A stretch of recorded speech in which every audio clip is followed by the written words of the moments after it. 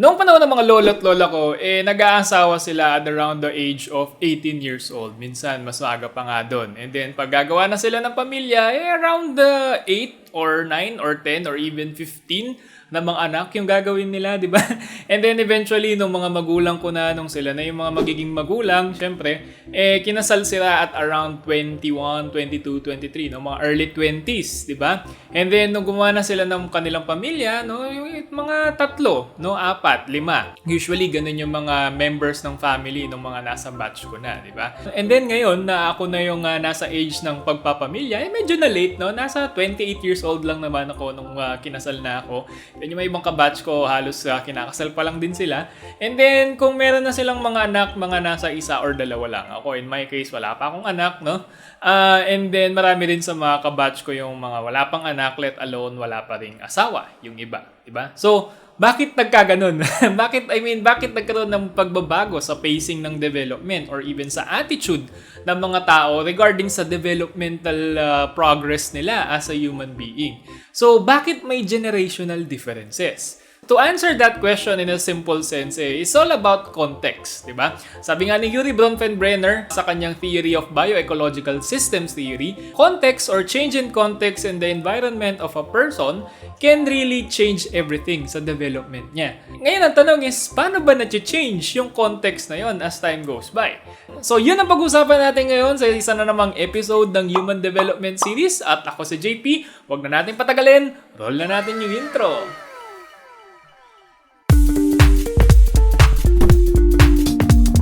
So before natin itackle yung differences between generation, pag-usapan muna natin kung bakit meron bang pagkakaiba within generation muna, di ba? So bakit may diversity within generation and somehow, kahit may diversity, may similarity pa rin sila sa bawat isa. Okay? First reason kung bakit nagkakaroon ng similarities or differences between people in the same generation is because of biology, di ba? So sa biological makeup natin, kasama dyan yung genes, kasama dyan yung sex, kasama dyan yung age, di ba? So iba ang development ng mga lalaki kumpara sa mga babae. Iba din yung ugali or iba din yung parang mga priorities ng mga 5-year-old kumpara sa mga 25-year-old, no? Ideally, dapat ganun kasi kung parehas pa rin kayo, ewan ko na lang, di ba? Yung mga yon, pwede sila mag-determine talaga ng differences among people. But at the same time, dahil member tayo ng species na Homo sapiens, meron pa rin tayong pagkakapareho sa bawat isa. Especially sa mga taong malapit yung genes natin. Like for example, yung mga kapatid natin, di ba? Kung may kambal ka. Okay? So, yung mga yan, magkakalapit tayo ng genes. O kaya naman sa kapwa mo lalaki, kapwa mo babae. So, medyo may pagkakaparehas yung development na ganyan. Especially if nabubuhay kayo within the same age. Kumbaga, magka-batch kayo. Okay? But of course, hindi lang naman biology nagpapatakbo ng development natin. Na-establish natin yan sa mga previous videos natin. So, yung another factor sa development natin is yung environment. Especially yung immediate environment natin. Diba? So, pag sinabing environment, ang automatic na naisip natin dyan is yung family. Specifically, yung mga parents. Kasi yung mga parents, sila yung una nating makaka-interact sa mundo. Diba? So, kung yung mga parents is maganda yung pagpapalaki sa isang bata, malamang sa malamang maganda din yung magiging development niya. And vice versa. And then, of course, kasama din sa immediate environment natin is yung school, no? And even yung mga churches na kalalakihan natin kasi majority of our time, no? Maliban sa time natin with parents, nag-stay tayo sa school, no? So, yung mga teachers, no? Or even yung mga barkada, yan, kasama yan sa mga immediate environment natin. And sila, yung mga may direct influence sa atin kasi literal natin sila nakaka-interact. So, therefore, yung mga types of institutions, no? Tatawagan nating institutions yung mga grupo ng tao na to, yung school, yung family, and yung peers, yung churches. So, yung mga yan, direkta yung epekto nila sa atin. So, kung maganda or maayos yung influence na yan, yung family natin, yung school, yung peers, or yung church, of course, yung development din natin is magkakaroon ng positive na development. And again, vice versa na naman. Tapos, dahil direct yung influence nila sa atin, direct din natin silang mai-influensyahan. So, merong two-way street or two-way relationship na tinatawag. So, yung interaction na to between the institution and the developing person is tinatawag nating microsystem. So, yung mga institutions na to, they can do a collaboration, no? They can collaborate with each other para mas ma-develop ng maayos yung development ng isang tao. So, di ba yung sa mga school, yung mga parents, no? Nagpapa-PTA meeting sila wherein they will meet with the parents and then pag-uusapan yung mga programs, pag-uusapan yung mga interventions na pwedeng gawin, no? Para mas ma-improve pa yung development ng kanilang mga anak. So, that is a collaboration between the school, which is one institution, and then the family or the parents, which is another institution na directly din makakaapekto sa development ng bata. So yung tawag dito sa interaction between microsystem na directly pa rin mag-i-influence dun sa developing ng bata is mesosystem. Usually magkakaiba-iba tayo on some level ng mga institution na kinabibilangan natin.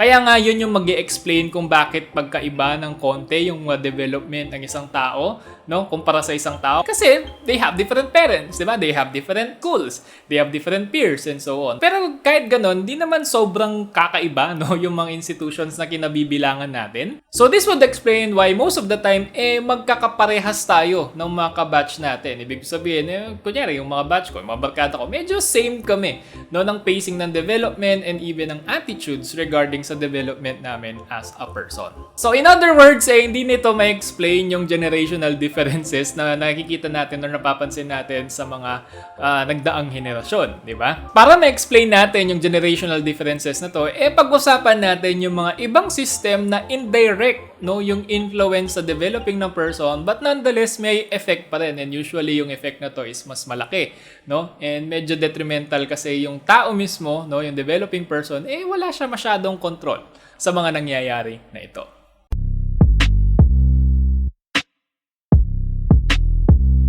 So may mga institutions or mga factors o may mga grupo ng tao na merong indirect effect or influence sa development ng isang bata. For example, yung workplace ng mga magulang. So yung workplace, that is an institution, no? Pero hindi naman naapektuhan directly ng workplace yung development ng isang bata kasi hindi naman nagtatrabaho yung bata dun sa workplace na yun. But still, may effect pa din kasi yung workplace na kung saan nagtatrabaho yung magulang can influence the magulans themselves.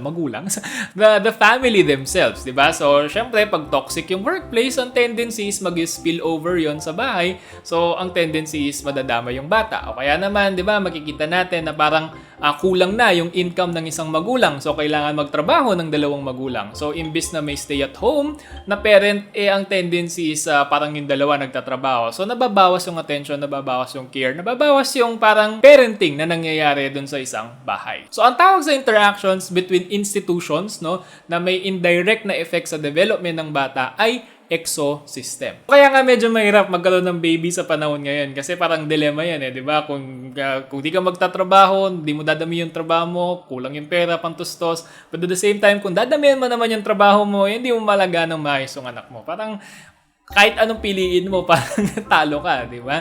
And usually, dito sa Philippines, ang pina-prioritize natin is yung kapakanan ng mga anak natin, di ba? Kasama yan sa kultura, di ba? Pamilya muna bago lahat dito sa Pilipinas, for better or for worse. So dahil nga dito sa Pilipinas, may kultura tayong ganon, yung mga workplaces natin is somehow, di ba, napipilitan silang gumawa ng policies na kung saan parang ipaprioritize natin yung mga pamilya natin. Kaya nga yan, dumadami yung mga work-life balance sa no? Kaya naman yung parang mga shortened work hours. Meron tayong mga maternal leave, no? Tapos yung bago paternal leave or something like that, di ba? So because of that culture, because of that value system na meron tayo sa Filipino, medyo nagkakaroon ng development sa mga institutions na meron tayo. So hindi lang yan sa mga workplaces, of course, kasama din yan sa mga schools kasi sa Philippines, di ba?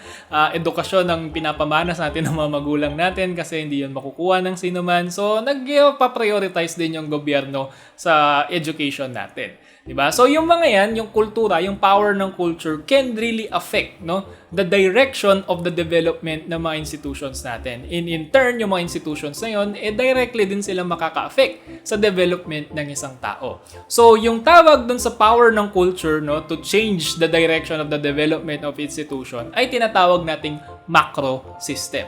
The thing about culture is that it's not static. It's very dynamic. Ibig sabihin, nagbabago yan, nag-evolve yan through time, di ba? So usually, yung mga changes na to ay dala ng mga significant historical events like mga gera or pandemya, di ba? Kasi yung mga events na yan can really destroy the economy. And pag na-destroy yung economy, of course, parang nagkakaroon ng shift, no, in priorities yung mga tao within that country. So, pag nagkaroon ng shift in priorities, no, parang nagkakaroon din ng shift in culture, di ba? So, ang tawag dito sa power ng history or ng time, no, to change the culture of a certain country is tinatawag nating chrono system. From the word chronos, meaning time, okay? So, sabi nga nila, nothing is permanent but change, and this is also applicable sa context of development ng mga tao within that time frame. So now, going back to sa question natin, bakit nga ba may generational differences? Specifically, bakit bumagal, no, yung pacing of development or yung attitude ng mga tao towards family as the generation goes by?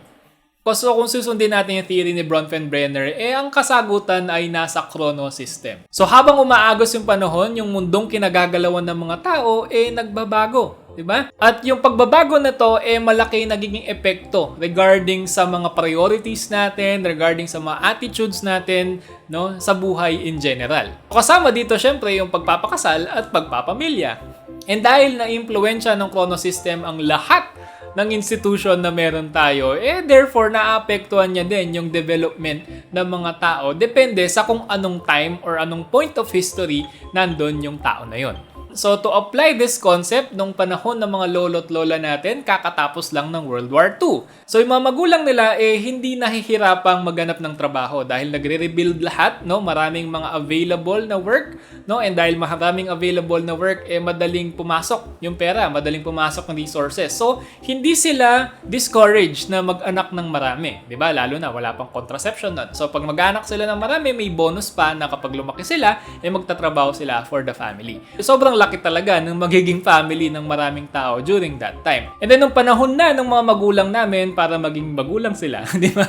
Medyo bumagal yung ekonomiya. But still, kaya pa naman mag-sustain ng mga anak. Yun nga lang, hindi na kaya yung 8, no? Hindi na kaya yung 10. 4 maximum or 5 maximum na yon. And para mas matustusan ng maigi yung mga pamilya nila, pumunta ng ibang bansa yung mga ibang magulang, di ba? Kasi nga, parang dito sa Pilipinas, nagkakaubusan na ng trabaho. And yung available lang na trabaho, sa ibang bansa. Di ba? Siyempre, nagkaroon din ng effect yun, di ba? Imaginein mo, para lang mabuhay yung isang pamilya, kailangan mawalay nung isang magulang dun sa pamilya niya, no? Para lang mabuhay yung lahat ng mga kakapatid. So, siguro, no, kami, nung lumalaki kami, na-internalize namin yun, na mahirap yung buhay, di ba? So, as much as possible, hindi na namin uulitin yung ganong klaseng setup ng family. Tapos, nung kami na, yung mga nasa age na ng pagiging magulang, yun, meron kaming attitude na ganon regarding sa size ng family. Tapos, isama mo pa yung economics ngayon na kung saan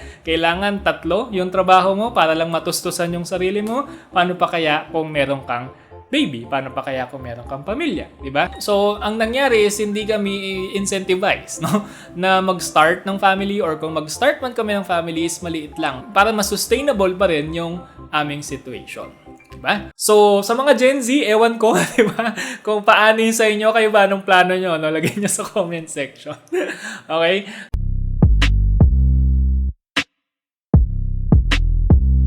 Of course, this is just an oversimplification, no, to illustrate the point of the theory of Bronfenbrenner. Pero I think you get the point naman na iba yung mundong kinagagalawan ng mga taong nabuhay noong 1930s kumpara sa mga taong nabuhay ngayong 2024. Hindi pa natin sinasama dyan yung nangyari na pandemya noong 2020, no? So siguro yun yung magiging assignment ninyo sa baba. Palagay nyo, paano kaya naka-apekto sa development ng mga tao at various stages in life yung pandemic na nangyari noong 2020, di ba? Ano nangyari sa mga bata, no, noong 2020? Ano nangyari sa mga teenagers, sa mga high school, sa mga senior high school noong 2020, or even noong college, di ba?